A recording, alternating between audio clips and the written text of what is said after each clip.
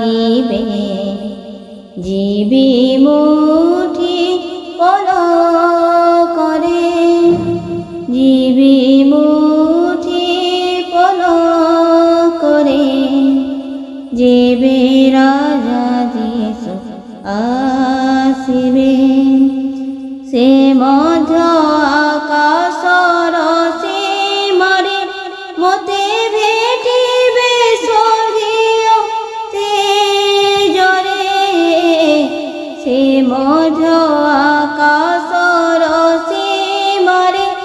মতে ভেটি